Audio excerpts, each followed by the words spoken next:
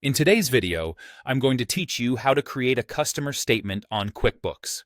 This quick and straightforward process ensures you effectively manage your finances and maintain clear communication with your clients. Let's start by heading over to the QuickBooks online website. Once you're successfully signed in, direct your attention to the left sidebar of your QuickBooks online interface.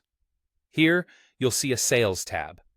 Click on this tab, which will guide you to the area within QuickBooks where all your sales and customer-related activities are managed.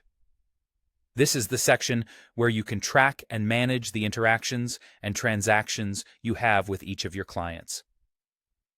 It's an excellent idea to get comfortable navigating this space, as it acts as the main hub for all your customer-related data.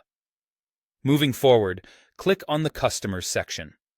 This section is specifically designed to offer you a comprehensive overview of all your customers and their financial activities.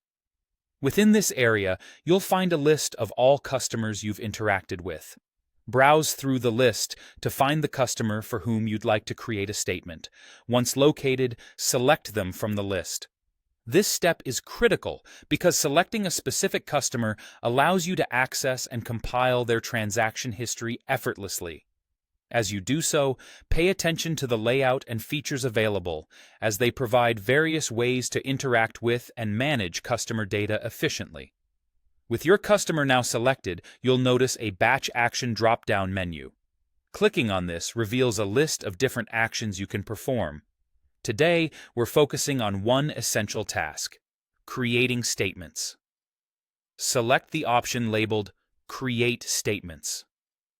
This feature is incredibly useful, as it generates detailed summaries of your customers' transactions over a specified period, allowing for better tracking and communication with your clients.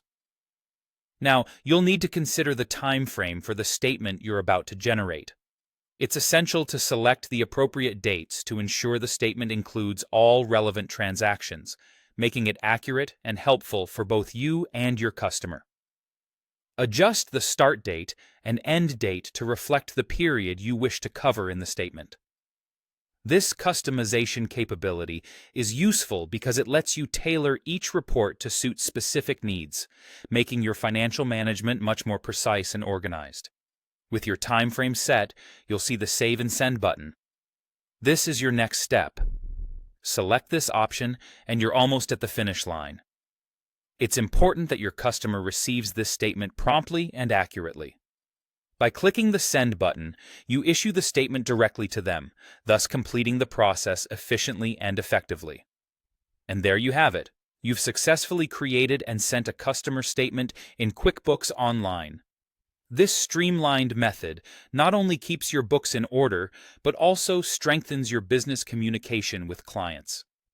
Don't forget to use this process whenever you need to provide your customers with a detailed account summary.